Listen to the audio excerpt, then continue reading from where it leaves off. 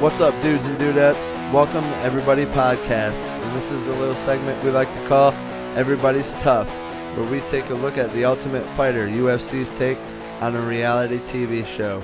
We're doing a little rewatch here, me and Cody. We're going back to season 1, and right now we're taking a look at episode 3, Making Weight. Can you guess what this episode is based on? Yo, cutting weight looks so fucking horrible. Yeah, dude. It looks terrible. I would never want to go through it. I honestly don't know why cutting weight is even a fucking thing. They need to get weight classes that are closer together. Like 10 pounds for every weight class. Yeah, but I don't think that would stop weight cutting. I think people would still just cut down to the weight that that 10-pound weight. I don't think it would help anything. Because Bobby Southworth? He was fucking 21 pounds overweight 24 hours before the fight. Yeah. You know? Like, it doesn't, I don't know. It just seems, clearly I'm not an athlete. Never been athletic. But it still seems like you gotta be giving up some of your athletic prowess by doing that. Maybe not even in that time. Because we should say Bobby Southworth had a really bad weight cut. He eventually did make weight and won his fight. So obviously, it sucked for him at the time, but he still won the fight, so it wasn't that big of a setback for him. But you got to assume long term that's still not fucking good for you. Yeah, dude, absolutely. Especially if you start, like most fighters anyways, they start young cutting weight, and they do it all the way up until they're old as shit. Dude. It's that wrestling mentality, man. Those wrestlers, that's what they do. So much damage on the body, for sure. But we got another exercise. There was an individual exercise where they had to. Oh, the challenges? Yeah, the challenge where they had to pull themselves. They had to pull themselves in a canoe to one side, and then they had to run ladders, collecting like little fish and putting them in buckets, and then carry the buckets to the finish line. Now, it was the loser got to pick who they were fighting or something like that? Yeah, the loser had to fight, and they got to pick who they were fighting. Okay, yeah. So, Bobby Southworth obviously lost, and he lost he lost pretty bad. He was definitely out of shape going in there, man. And his coach, Lydell, was just like, basically just like, fuck that guy. Yeah. Like, he was just like, yeah, he's lazy. All he does is bitch. Fuck him. Like, it was like right away, like he had no loyalty towards him at all. Just fuck that guy. Yeah. The whole episode. The whole episode was just Lydell being like, he just bitches too much. Fuck him. Which is crazy, dude. I don't know. I don't know that much about coaching, but that's wild. Because he's on his team. Like, you're supposed to pick your team up, you know what I mean? Yeah. Not fucking talk shit about him. But he was last, pulling himself on the canoe. He was extremely last when he was carrying the buckets. Even stopped and caught a breath, and Chuck Liddell even said, he's like, fucking lay down, crawl, I don't give a shit. Don't stop and quit. Yeah. That's another bitching moment there. But he's right. Don't stop and quit. You finish that shit. And he did finish it, but not without stopping and take a couple breathers first. Yeah, not without Dana and Lydell just fucking tearing him apart either. And then the fighter he chose to fight was Loden. Yeah, Loden Sincade. And I gotta be honest, that dude, Loden Sincade, he always, I don't know, I think he always looks scared and nervous. I don't think he wanted to fight Bobby Southworth. I don't think he wanted to fight at light heavyweight. He had to fucking gain weight to get it to fight, to get to the fucking, to get up to weight. You know? He weighed in at like, what, 202.5, I think it was? Yeah, something like that. So he was definitely smaller than that, because before the weigh-ins, he's like, I'm going to have to eat to make weight.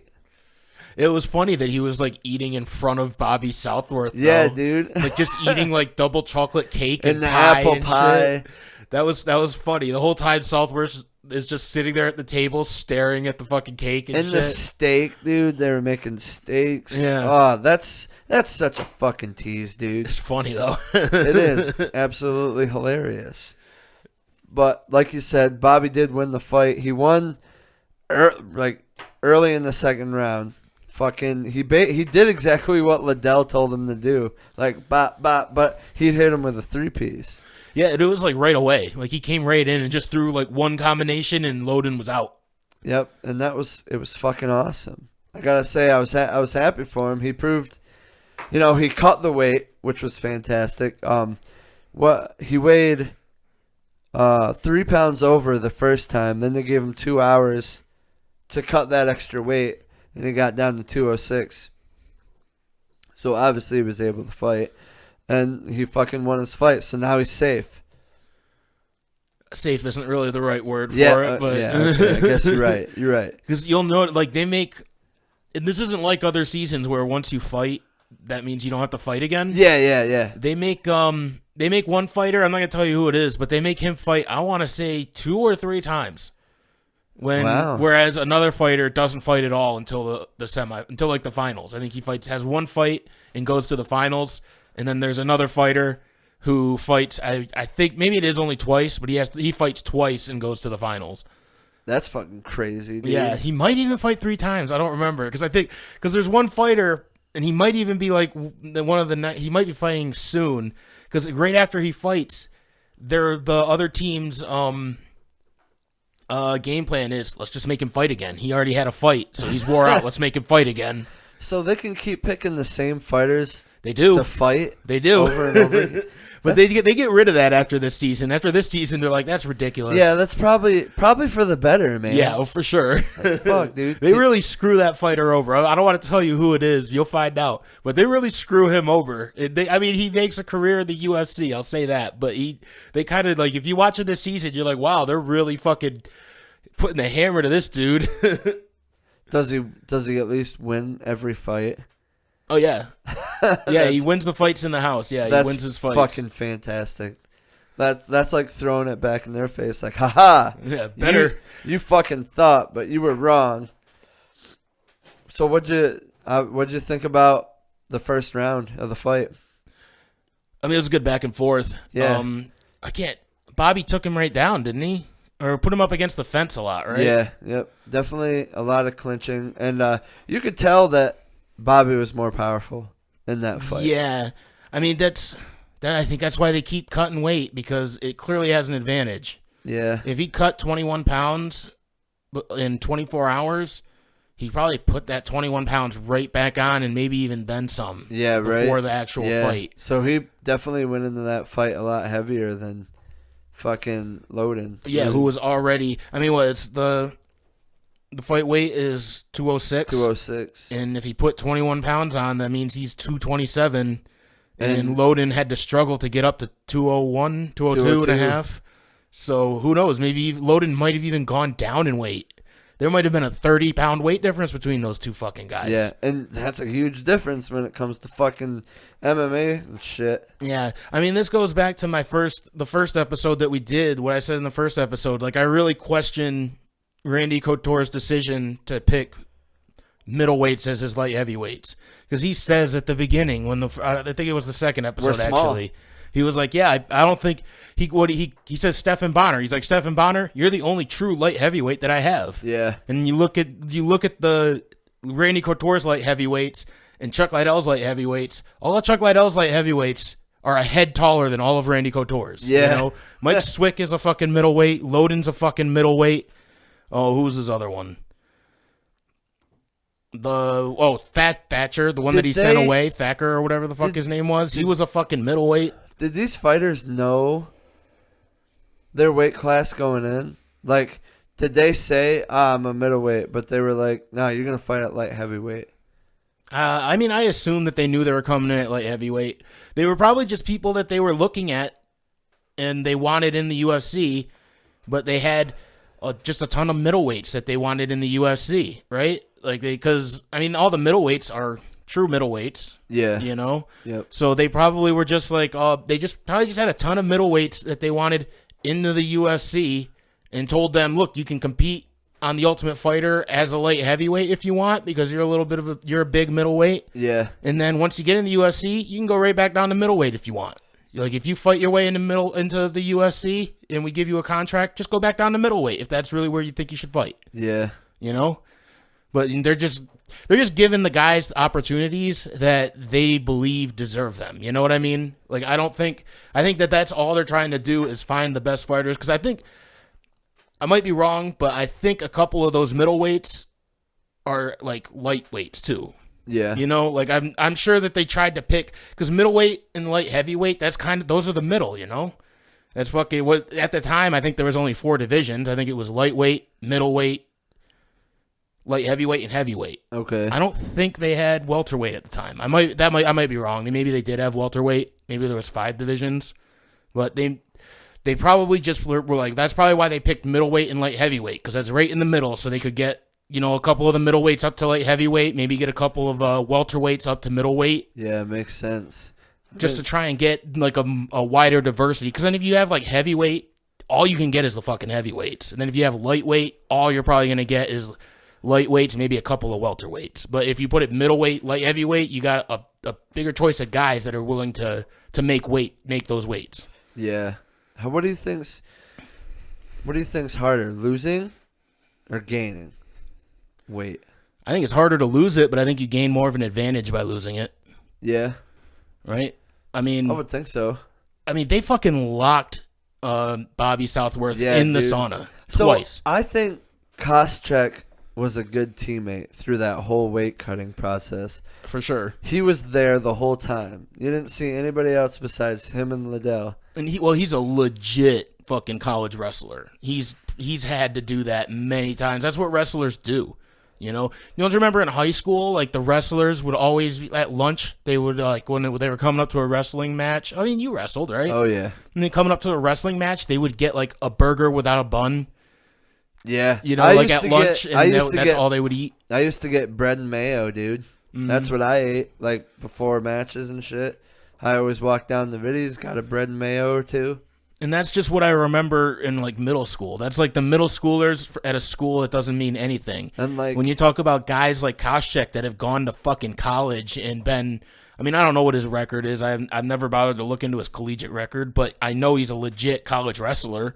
So he's probably been making weight for his entire life. Probably since he was fucking 10 years old, he's been fucking doing that shit. Yeah. There's only one time in wrestling where I had to lose weight to make weight. Did you put on like the fucking plastic suit and everything? No, I just I put on like 3 sweaters, a jacket, a beanie, put my hood up, and I was wearing sweats and my wrestling shoes, and I just went in the mat room and I ran for like 2 hours.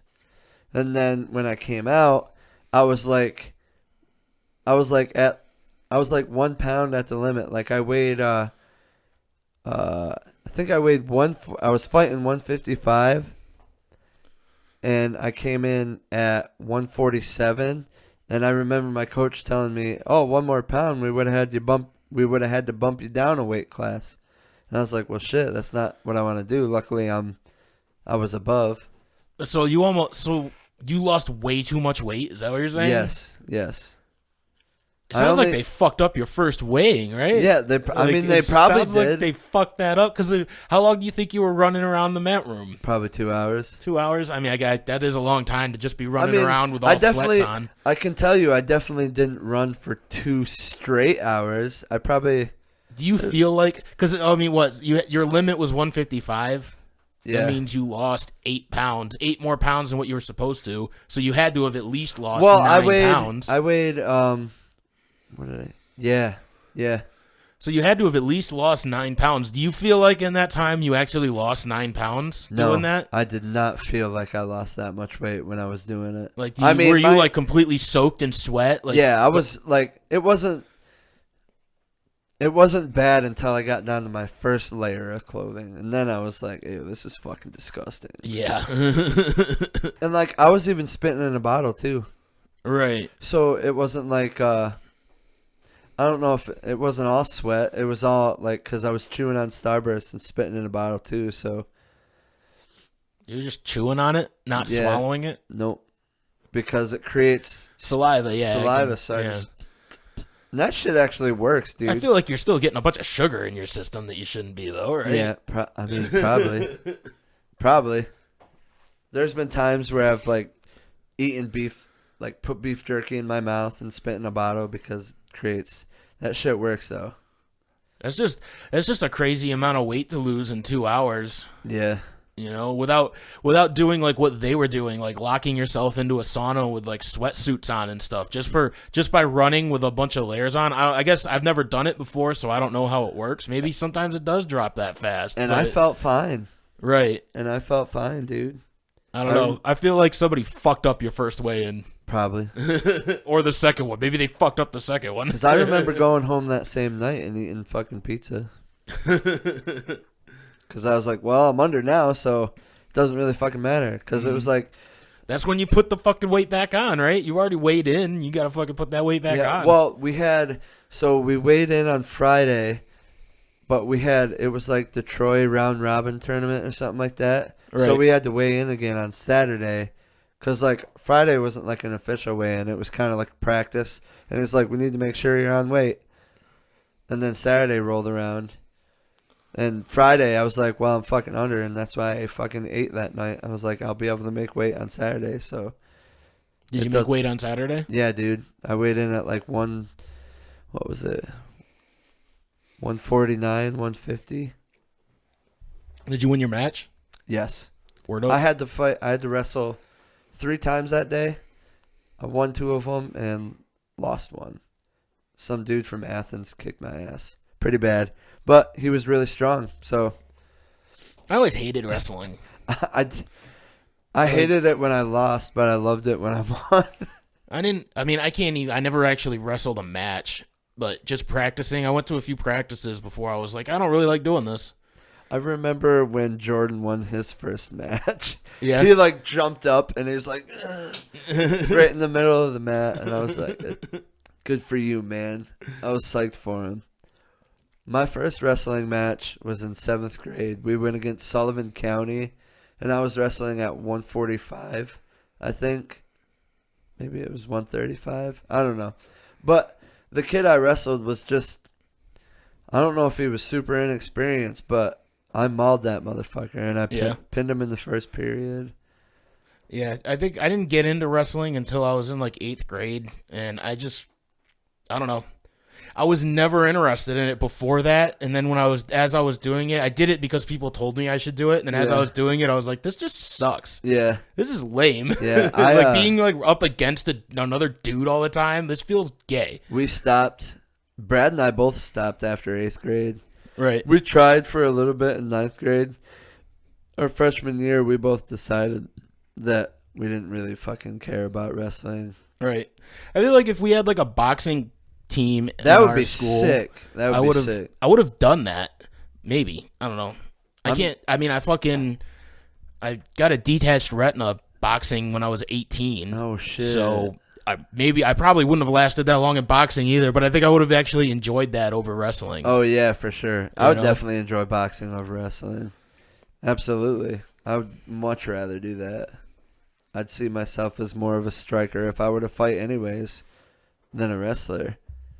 I'm not into the whole body-to-body thing. I don't like being touched that much. Yeah. I can take punches like a motherfucker, though. That's how I got a detached retina. I'm the same way, though. I don't like to be touched. Like, I have some friends that want to like give me a hug or something. Like, I'll give you a bro hug, but I'm not into the full-on, like... Yeah. And as far as wrestling goes, we're both 2 sweaty guys rubbing up against each other. And you know what? I only wrestled for a couple of days, and I got ringworm. Oh, that really? was a big turnoff, too, where I was like, oh... And they were like, oh, you're a wrestler? Yeah, ringworm just happens. And I was like, what do you mean ringworm just happens? Like, no, I don't want this. You're just really making this seem so fucking gross. Yeah, dude. I got ringworm one time in wrestling, and it was scary. It was weird for me because I was like, I woke up one morning and I had the ringworm like on my inner thighs, and I was like, do I have a fucking STD? What's going on here? Mine was on the outside. I had it like all over the outside of my thigh. But and I think on my belly. I think I had some on my belly too. I mean, I knew what it was right away, and I just went down, told my parents, hey, and I got some kind of cream from the doctors, and shit took it right away. Yeah, I didn't know what it was. Like, I told my parents, I was like, what the fuck is this? And my mom was like, oh, it's probably a ringworm. Wrestlers get that. And I'm like, oh, that's fucking gross. Everybody seems I think I had to take time off because I had the ringworm. I wasn't allowed to wrestle. And I just never went back because I was like, this sucks. Everybody they make it seem like it's not a big deal, but come on, ringworm's fucking gross, dude. It's gross as fuck. You want to get rid of that shit as quick as you can. Yeah. Fuck all that, man. Fuck all that. But what would you rate this episode here? I'll just give it a 5 because I really like this season no matter what. I'm probably gonna give all the episodes 5s. Oh man, I'm gonna give it a 5 too because we got a fight. We had a challenge. We had a fight. We got to see weight cutting. We got to see the loser of the challenge beat somebody in a fight. Yeah. So that was cool. I mean, and that's kind of like what you want to see. Like, okay, maybe I'm not here to do stupid challenges. Maybe I'm here to fucking fight. And I deserve to be here because I can fight, you know? Oh, another thing I wanted to mention. This episode is the Dana White fight speech. Do you want to be that guy? Do you want to be a fucking fighter? Fuck Dana White. Like, I'm always on the fence with that guy because he's done so much for the sport. Yeah, and you got to have respect for him for that, and that's that because it's just a fact. The MMA wouldn't be where it is now if it wasn't for Dana White. Yeah, but then when you see him talking shit about like guys making weight and stuff, it's like, when did you ever have to fucking make weight? Yeah, like when did you ever lock yourself in a fucking sauna for an hour at a time at 210 degrees? Like, where do you get off saying that shit? Why don't you just go ahead and let Chuck Liddell say that shit? Because I'm sure he's done it before. Why don't you just sit back and be like, yeah, you gotta do what you gotta do? Like, how are you gonna talk so much shit? And then he comes in, even that fucking speech. To me, it just doesn't hold that much weight when he's in there like, you guys are complaining about having to fight, and he's like, no, they're complaining about not getting paid. Yeah, like nobody was like, I just don't want to fight. Everybody was like, I don't fight for free. Like, it's not. And he comes in like, you guys don't want to fight. It's like, no, we want to get paid. That's the thing. This is our job. We want to get paid to fucking do it. Yeah, I think it's bullshit to do a fight with no purse. Like, even give him $1,000. Yeah, give him dude, something. Because fighting is a big fucking deal, dude. You can fuck somebody up. You could further injure them for the rest of their life. It's like what Alex Karalexis said. He's like, you go in there, you split your eye open. Now you're out of the entire competition, and you have to go home for nothing. Yeah. For absolutely nothing. And Dana White, before the fight, went into each fighter and said, if you knock him out or submit him, I'll give you $5,000. So, I mean, that was pretty cool incentive for the guys because it's like, oh, I'm going to fight harder now so I can get fucking paid. Well, yeah, he brings it to him like it's an incentive for them, but it's an incentive for him. He's trying to drag out better fights. He's trying to make more exciting fights for people to watch. He's not trying to help these kids out in any way. That's TV, dude. I also wanted to compare. I was like, I was talking to Jerry, and I was just like, look at little Dana. Look at little Dana back in the day, and now look at him now. His voice back in the day was like real bitchy sounding and whatnot, and now he's like a fucking testosterone filled male. He looks like he's on steroids, man. Yeah, for sure. He's got that fucking my head grew steroid somewhere from somebody. Yeah, right. You know what I mean? His head is literally twice the size now as it was before. Yeah, dude. Absolutely. And like, it's like main focus for him is his upper body. Yeah, he does. You ain't gonna see that guy wearing shorts. Yeah, dude. Fucking never. It's funny.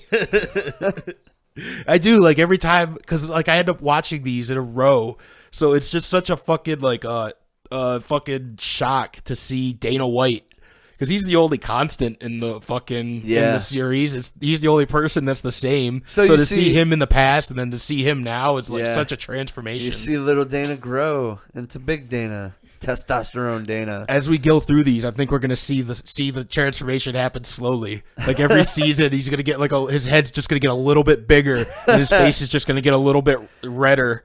Get a little bit closer to that shade of purple that it is now. Yeah, dude, that's fucking hilarious. All right, 5 out of 5 for us. This has been Everybody's Tough. We'll see you guys later. Peace.